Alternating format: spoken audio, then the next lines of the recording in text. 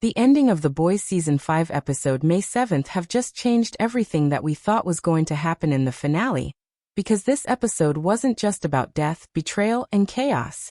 It was about fear. The fear of being alone, the fear of losing the people that matter to you, and the terrifying reality that Homelander might finally be losing control of the world that he spent years trying to build. And honestly, I don't think I've ever seen Homelander look more dangerous than he did here. Not because he was angry, but because for the first time in a long time, he looked afraid. The moment that really sold that to me was the ending, because even though Homelander still has all of the power in the world, there was something broken inside of him throughout this entire episode. Meanwhile, on the other side, we had Frenchie, Kimiko, Butcher, Huey, and Mother's Milk all fighting for something completely different. Not power, not control, but each other. And that's what made the ending hit so hard, because the episode constantly showed the contrast between people driven by love and a man driven purely by the desperate need to be loved. By the end of the episode, one character was left completely shattered, another finally found hope again, and one heartbreaking death may have just pushed everybody into an all-out war for the finale.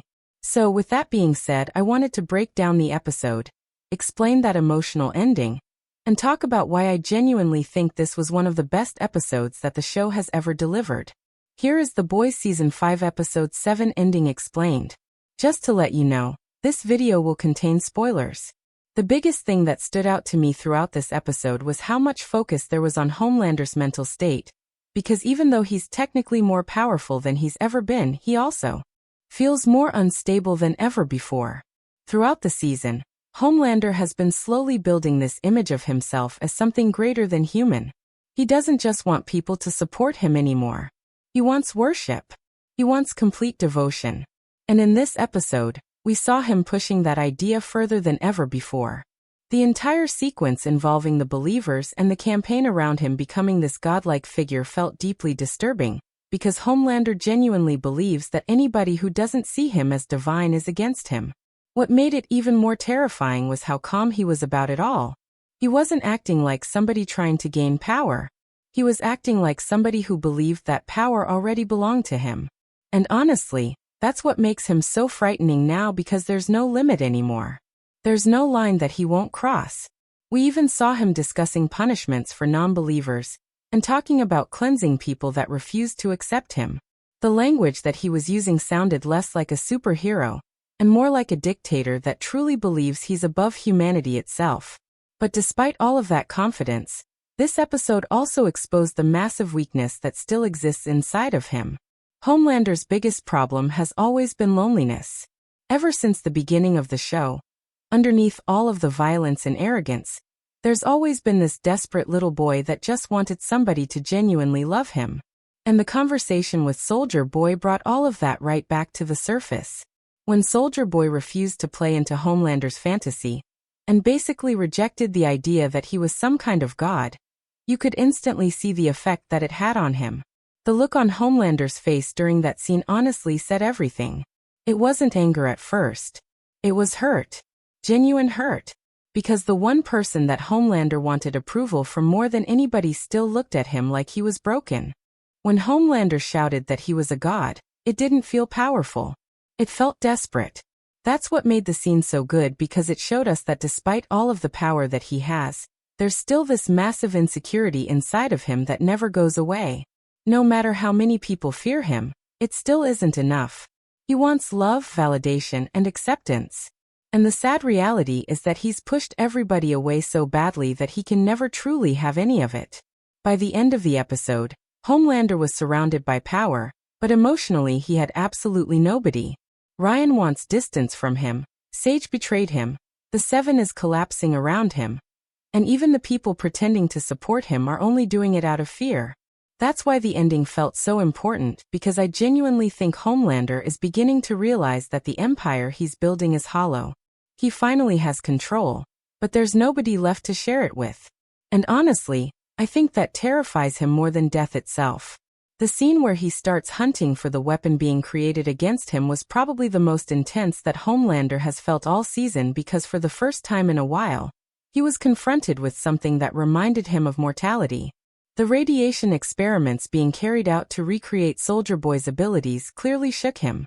Even though he tried to hide it behind that smile and arrogance, you could see in his eyes that fear had crept in. He suddenly realized that there might actually be something capable of bringing him down. And that changes everything heading into the finale, because Homelander becomes even more dangerous when he feels cornered. The terrifying thing is that he now has both fear and absolute power at the same time, which is probably the worst possible combination. And with the way this episode ended, it honestly feels like he's about to completely snap. Section 2 begins with what was easily the emotional core of the entire episode, and honestly, I genuinely didn't expect the boys to hit this hard emotionally. Frenchie and Kimiko's storyline completely stole the episode for me because underneath all of the chaos, violence, and tension, their relationship became the heart of the story. Throughout this season, their relationship has been messy, distant, and honestly quite frustrating at times because it constantly felt like the show kept pulling them apart just when they were finally starting to reconnect.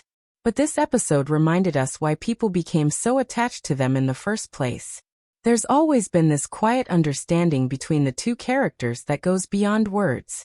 They're both broken people that found comfort in one another when nobody else could truly understand them. And this episode leaned fully into that emotional connection. The moment Frenchie started talking about the future, I instantly knew something terrible was coming. The boys has always had this habit of giving characters hope right before ripping it away from them. And the second Frenchie started speaking about wanting a peaceful life with Kimiko after everything was over, the alarm bells immediately started ringing. When he talked about moving away together, adopting a dog, and finally living a normal life, it felt beautiful, but it also felt tragic at the same time because deep down, you knew the show was setting us up for heartbreak. What made it even more painful was the fact that Frenchie genuinely believed they could finally escape the chaos.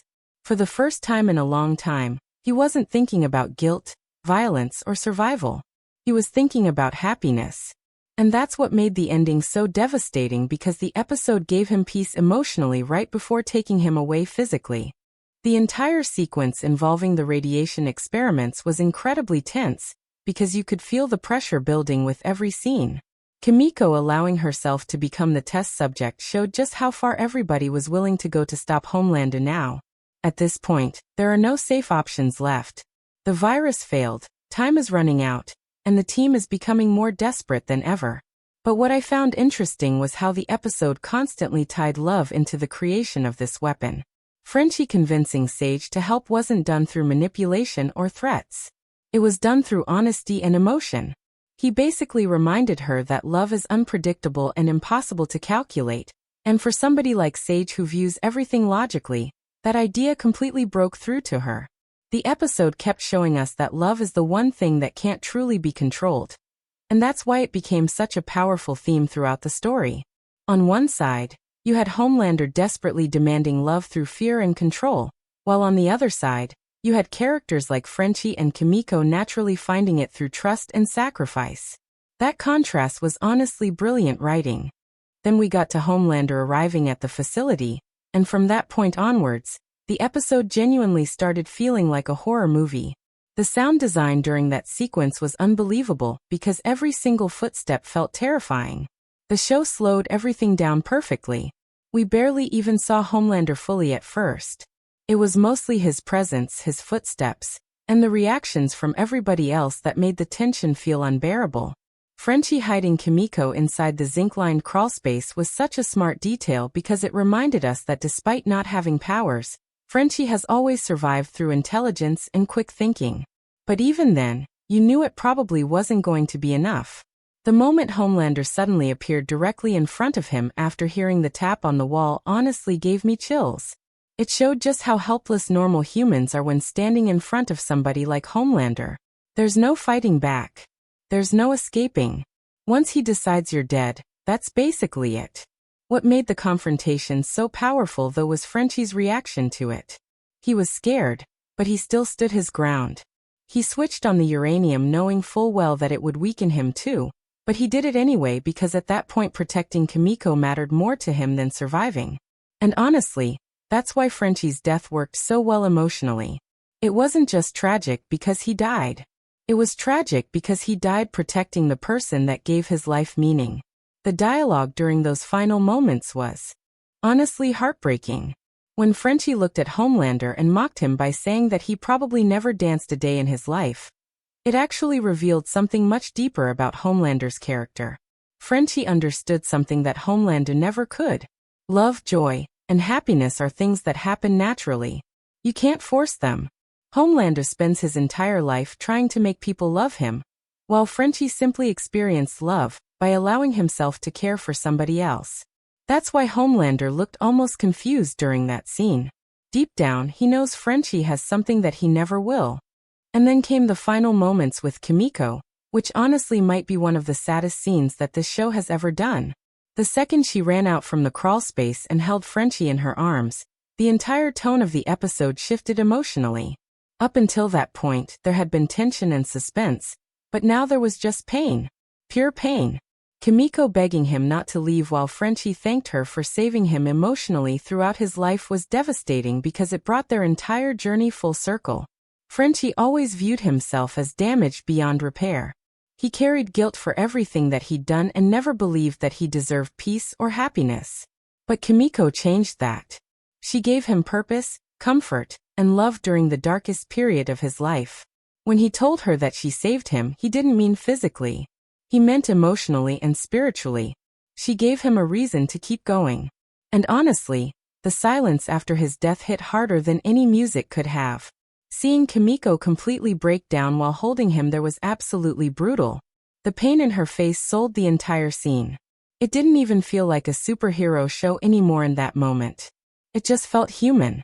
And with Butcher and Huey arriving too late to save him, you could instantly feel that this death was going to change everything heading into the finale, because now the fight against Homelander has become deeply personal all over again.